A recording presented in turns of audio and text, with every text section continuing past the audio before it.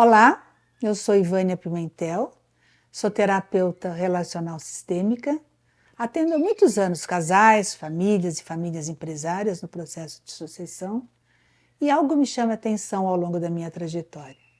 O que faz com que jovens envelheçam tão precocemente e idosos que se mantêm jovens pela vida fora? Hoje eu estou mais uma vez aqui com meu amigo escritor Valdir Colani. Valdir, me conta uma coisa. Você que atravessou mares e oceanos, viveu com povos que falam línguas diferentes, fez grandes descobertas e conheceu várias culturas, como você se sente aos 84 anos? Semelhante a uma árvore frutífera com seus galhos cheios de frutos maduros, vergados pelo peso da abundância. E que frutos são esses? São os frutos da colheita particular da velhice. São as bênçãos, as graças e os benefícios que foram acumulados durante a existência. São as recordações de quem conquistou a si próprio por meio de seus erros e acertos. São as alegrias de saber que na memória está guardada a lembrança das coisas bem feitas e obrigações cumpridas. Valdir, nós nascemos, crescemos, vamos para a escola, ganhamos um diploma e conseguimos um emprego. Muitos anos depois, para muitos vem a tão desejada aposentadoria e saem à procura de um sentido para a existência. Para você, quais são os prazeres encontrados na velhice? Cada etapa da vida tem suas peculiaridades, Ivânia. Na flor da mocidade, meninos são joviais. No vigor dos seus anos, eles se tornam impetuosos, voltados para a satisfação dos instintos naturais e da personalidade egocêntrica. A velhice não gasta o seu tempo correndo atrás de novidades. Ela não mede as coisas pelo adorno, mas pelo seu uso. Acredito que o maior prazer da velhice é a liberdade, o prêmio para o nosso cansaço, nossas férias bem merecidas. Qual o significado da liberdade para você? Significa ser livre para não desejar o que eu desejava na juventude.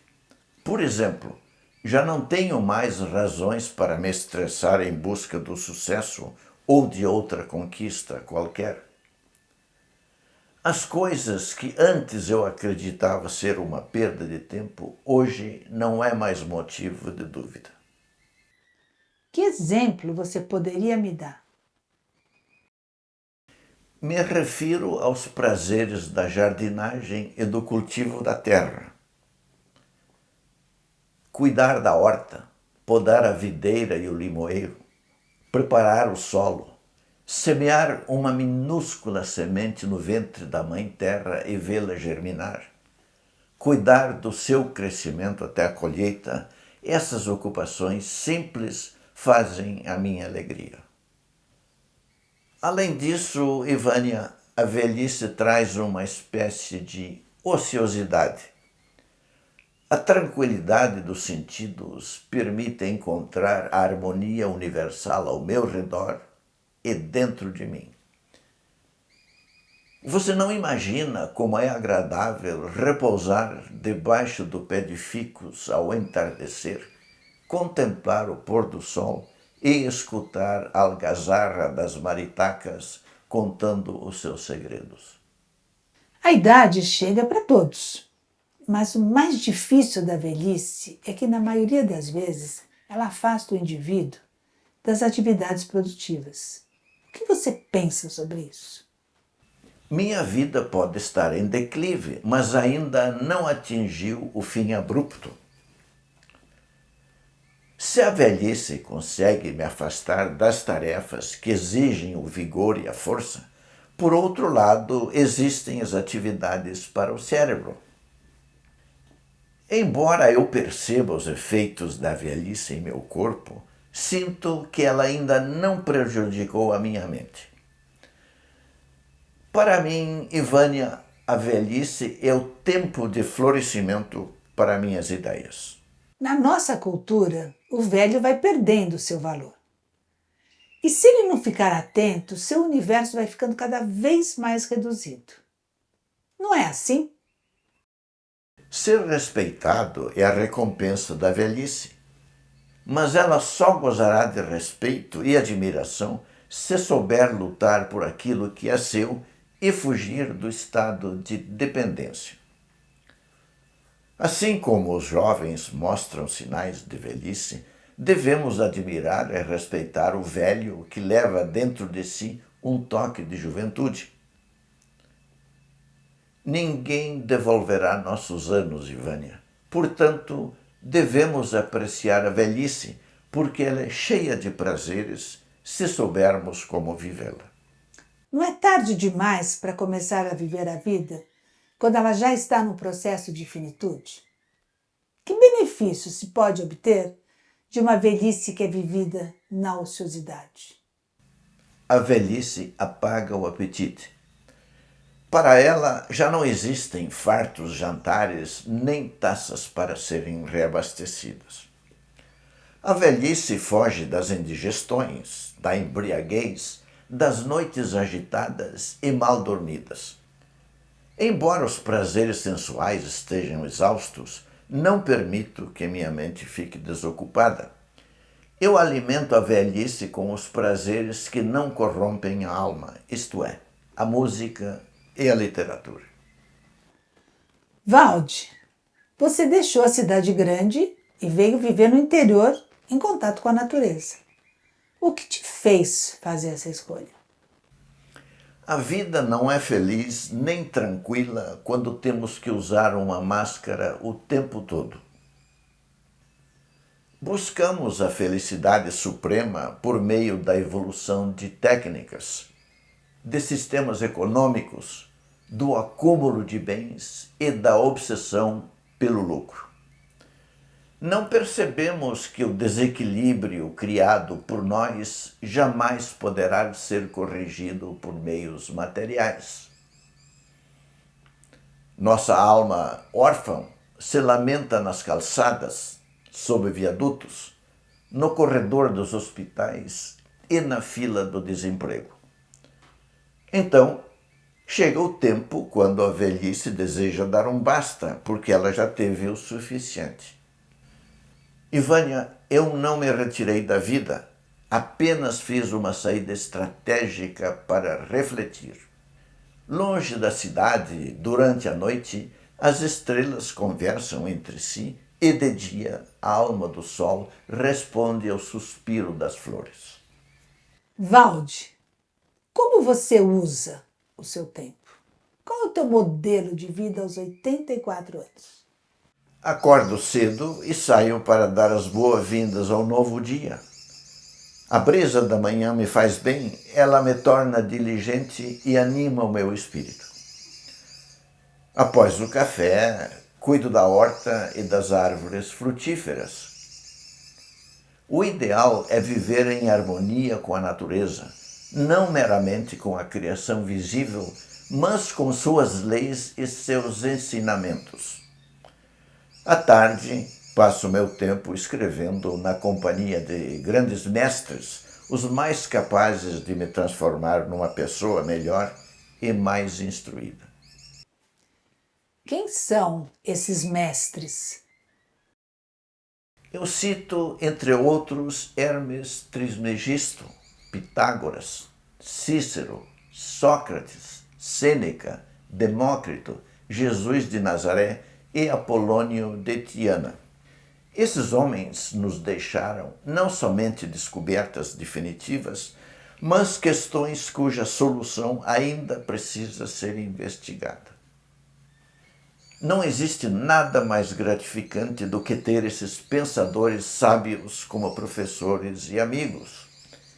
Não importa em que época tenham vivido, eles estão à disposição dia e noite para ajudar na busca da verdade.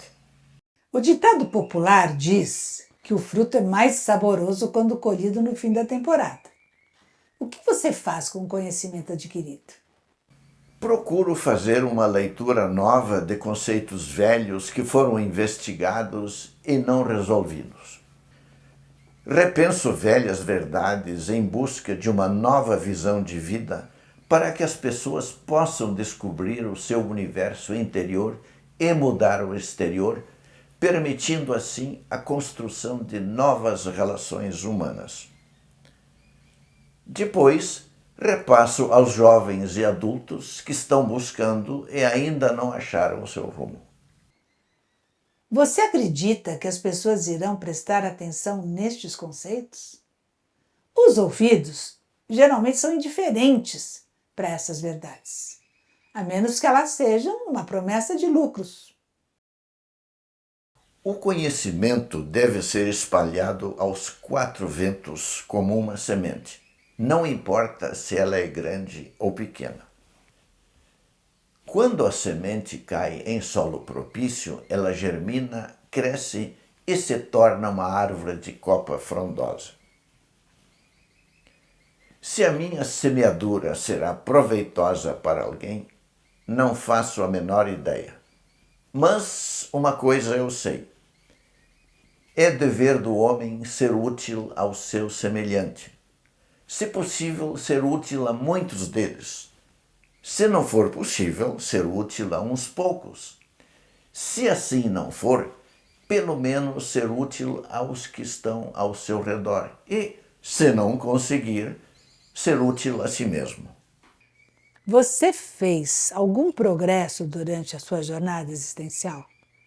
Fala sobre o que aprendeu, sobre as suas descobertas. O grande progresso foi me autoconhecer. Porém, o maior aprendizado foi fazer do inimigo que habita dentro de mim o meu melhor amigo. Uma experiência de fundamental importância foi ter descoberto a sabedoria e adotá-la como conselheira. Os homens que desprezaram os conselhos da sabedoria deixaram o testemunho de suas transgressões e suas loucuras. Aprendi que ainda não sou aquele que deverei ser e, por isso, é meu dever continuar perseverando. Aprendi a não me queixar de estar envelhecendo, porque, junto com a velhice, vem a vida interior elevada. Aprendi que a vida tem um significado e devemos manter algum objetivo na mente. Assim, a velhice chega imperceptível, a passos lentos e sem rupturas. Aprendi que o velho precisa dar lugar ao novo, assim como a noite dá lugar ao dia, porque a vida é transformação, e sem transformação não há vida. Aprendi que existe uma inteligência viva, cujo propósito é governar o universo com equilíbrio, harmonia e justiça. Aprendi a conduzir minha vida de acordo com as leis naturais, porque quem obedecer a essas leis estará protegido contra as surpresas do destino. Para você, no que consiste o autoconhecimento? Qual a utilidade de se autoconhecer e que benefícios traz? Consiste em saber a verdade sobre si mesmo. É fundamental se investigar, possuir uma percepção aguda em tudo, se analisar cuidadosamente e entender as vibrações da mente a fim de reprimir os impulsos irracionais. O autoconhecimento conecta a nossa consciência com o mundo superior. Quando expandimos a consciência para além das fronteiras da realidade do ego, ela nos oferece respostas compreensíveis para questões existenciais profundas, tais como: de onde vim? Para onde vou? Qual é o meu lugar nesse universo? A vida tem algum sentido? Você disse que um grande aprendizado foi fazer do inimigo que habita dentro de você o teu melhor amigo. E como é esse inimigo?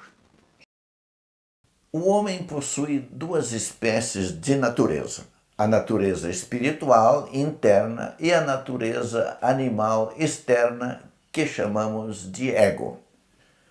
Um conflito constante se manifesta entre o homem exterior e o homem interior, revelando as tensões que atacam o sistema do ser humano. No signo zodiacal de Pícis existem dois peixes colocados lado a lado, mas nadando em sentidos opostos. Eles representam o homem animal e o homem espiritual que precisam se transformar em uma unidade. Se o espírito está constantemente lutando contra a carne e a carne contra o espírito, como é possível abrir caminho nesse mar de desejos antagônicos? Somente através de experiências dolorosas, Ivânia. Não há evolução sem sofrimento. O sofrimento é uma resistência provocada pela atuação da natureza espiritual do homem sobre sua natureza animal, promovendo a dissolução do inconsciente no consciente, de modo a gerar um novo ser com uma nova visão de vida. E como é esse novo ser? Depois que você fez do seu inimigo o seu melhor amigo, o que mudou na sua vida? Segundo o psicoterapeuta suíço Carl Jung, esse novo ser é o nosso eu superior, o self, e simboliza o homem completo. Sob o comando do eu superior, investigo o íntimo de mim mesmo e depois o mundo ao meu redor. Observo como meus pensamentos e minhas atitudes afetam minha esposa, meus filhos, meus amigos e meus vizinhos. Sob o comando do eu superior, aquilo que era discórdia se transforma em harmonia. A divisão entre o que é meu e o que é teu deixa de existir e a empatia assume o lugar do egoísmo. Você disse que um acontecimento de maior importância foi ter descoberto a sabedoria. Como você a define? Eu vejo a sabedoria como o guia da nossa existência. O objetivo da sabedoria é escolher aquele que está mais apto a se aperfeiçoar, evoluir, fazer progresso. Quando adotamos a sabedoria, ela escolhe nossas tarefas e ensina como realizá-las. A sabedoria nos mostra os vários níveis de conhecimento que podem ser alcançados através das nossas experiências. Embora o aprendizado seja gradual e lento, nenhuma idade é muito cedo ou muito tarde para ir à sua procura. Aquele que segue os conselhos da sabedoria tem tudo para viver uma vida plena. Como podemos ser sábios? O que é a sabedoria para você? Você pode citar algum exemplo? A natureza é um magnífico calendário à disposição de quem tiver tempo e dedicação para observá-la. Os pensadores da antiguidade buscavam entender a natureza e suas forças visíveis que se manifestam no mundo visível. Portanto, para mim, o maior exemplo de sabedoria é procurar entender as leis naturais e viver de acordo com elas. Qual é o proveito de seguir as leis naturais? Por que não seguir as leis dos homens? Porque as leis naturais são difíceis de violar, de infringir e de corromper.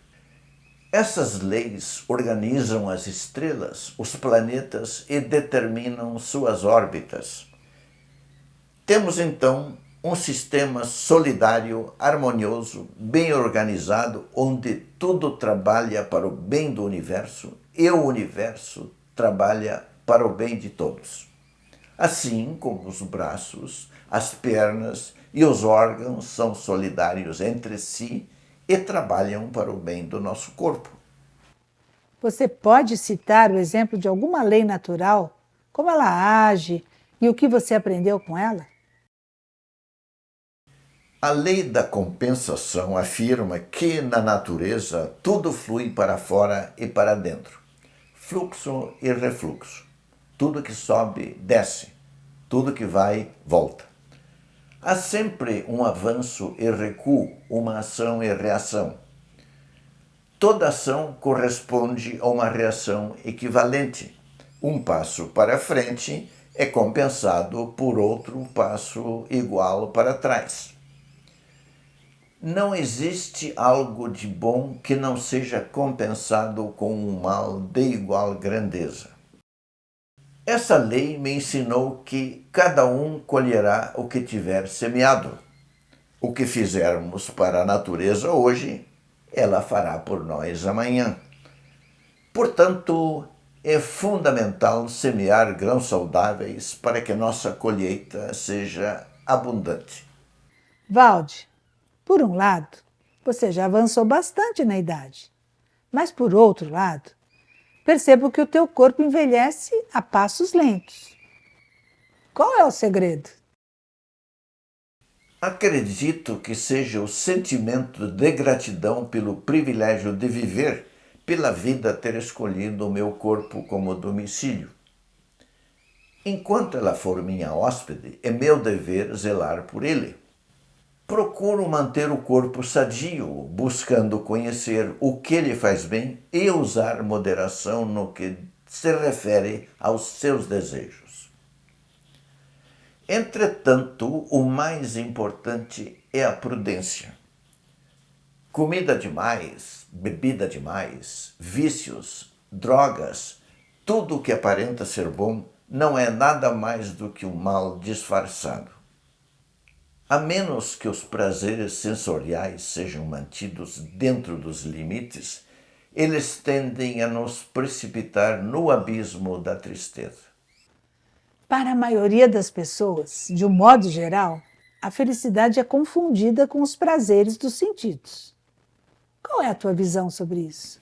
Buscamos a felicidade nos bens materiais, nas coisas externas, junto de outras pessoas ou lugares.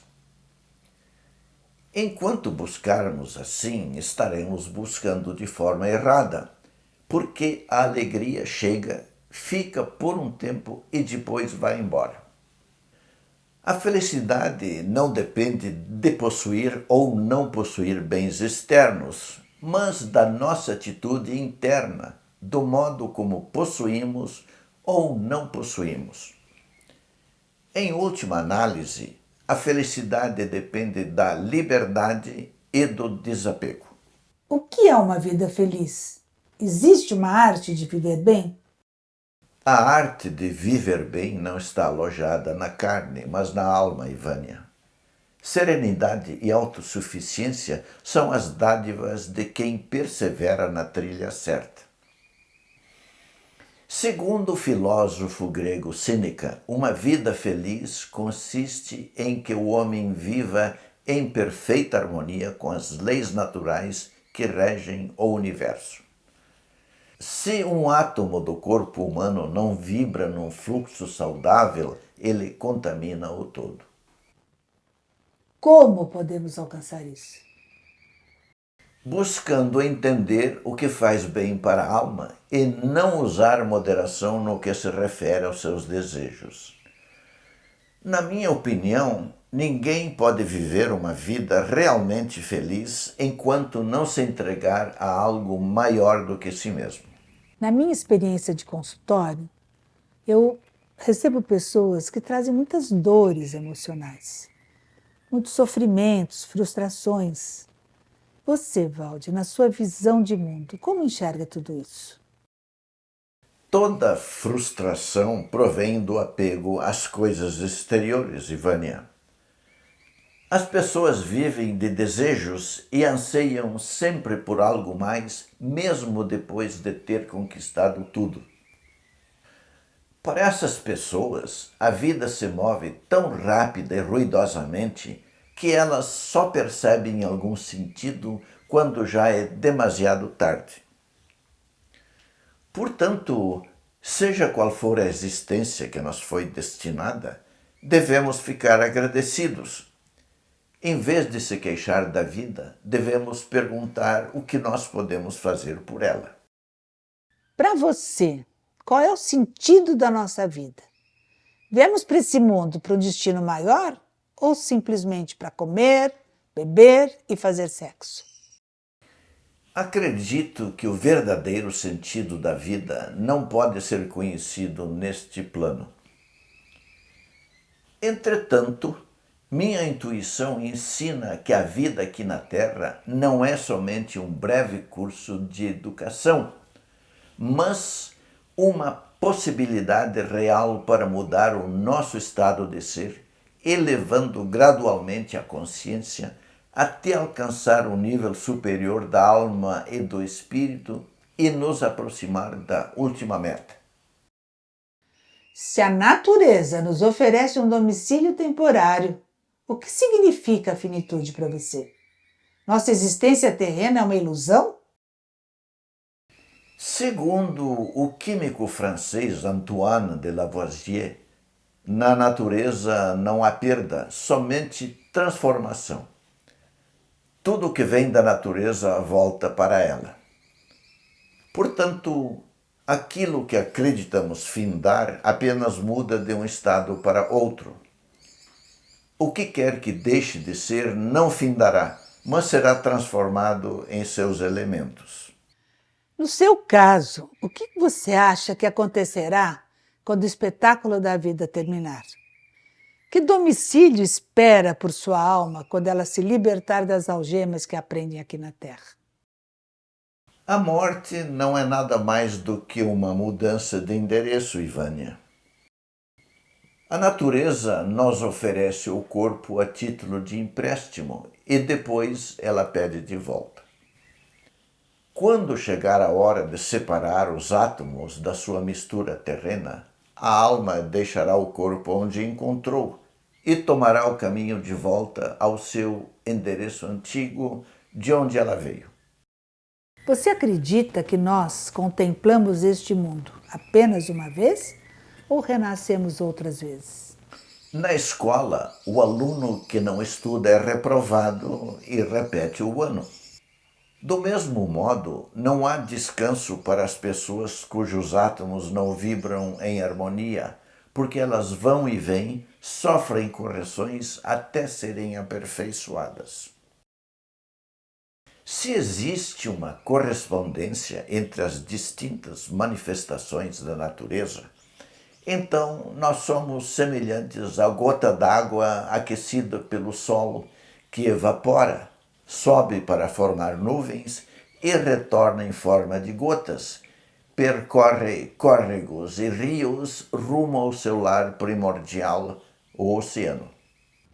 Quais conselhos você daria a uma pessoa que entra na maturidade à procura de respostas para ter um envelhecimento sereno?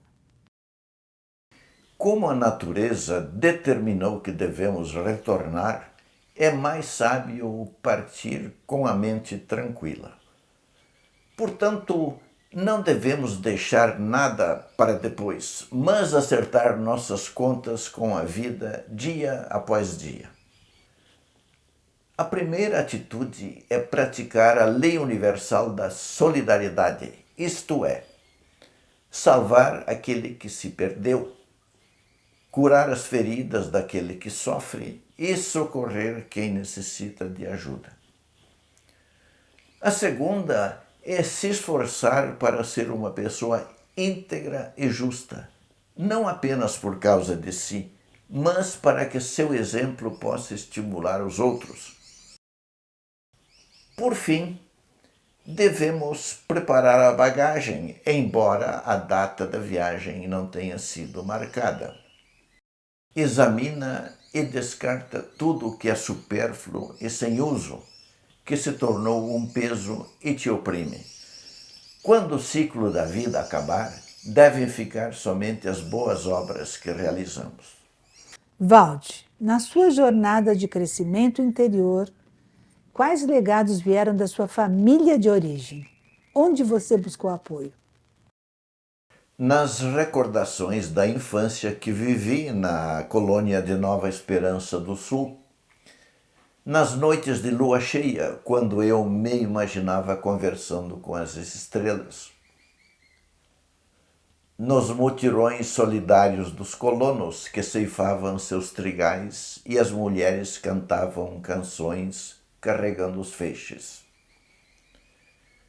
Na integridade do meu pai, que era incapaz de construir sua felicidade em cima da infelicidade do outro. Na espiritualidade do meu avô, que procurava fazer o bem sem esperar contrapartida. Você segue alguma religião? Pertenço a uma ordem religiosa que inclui todas as outras, ou seja, o universo. Aprendi que a pátria da alma é o espaço que circunda o firmamento. Portanto, me sinto mais próximo da sabedoria hermética do que das virtudes cristãs. Nos dias de hoje, aproveito os ensinamentos dos mestres da vida espiritual. Em suma, quero dizer que somos ricos e felizes quando temos uma religião simples, fruto da experiência de uma vida. Voltando ao seu passado, revisitando sua infância, adolescência e maturidade, ficou alguma pendência? Você mudaria alguma coisa? Quando reflito sobre o que ficou para trás, de modo algum me arrependo de ter nascido onde nasci, dos pais que eu tive, das pessoas com as quais eu convivi, das escolhas que eu fiz, dos erros que cometi e do rumo que tomou minha vida. Se eu desejasse ter nascido em outro lugar, de outros pais, eu seria outra pessoa e certamente não estaria aqui conversando contigo. Portanto, tudo o que eu vivi foi para me tornar o que eu sou e fazer aquilo que foi feito. Acredito que durante a nossa jornada existencial somos obrigados a fazer muitas escolhas. Na sua opinião, existe o livre-arbítrio? Para mim, livre-arbítrio é uma expressão que representa liberdade de escolher. Não acredito que os nossos atos são determinados pelo acaso ou por forças exteriores a nós mesmos. Segundo o filósofo alemão Arthur Schopenhauer, não existe vontade livre porque as nossas escolhas são sempre limitadas pela necessidade. Em outras palavras, podemos escolher opções nas quais pensamos, mas não se pode escolher uma opção da qual não se tem ideia. Valde, uma última pergunta para encerrar o nosso diálogo. Se alguém te pedisse uma receita, que conselhos você daria para quem tem medo do envelhecimento e da morte? Ivânia, compartilhei com você os pensamentos de uma alma que ofereceu seu próprio destino como prova da verdade. Entretanto, para completar, é minha opinião que devemos fazer um esforço gigantesco para que nossa vida, assim como uma joia de imenso valor, seja digna de nota. Não pela sua longevidade, mas pela importância e significado, porque a lembrança daquilo que realizamos será repassada aos nossos filhos, aos filhos deles e aos filhos dos seus filhos.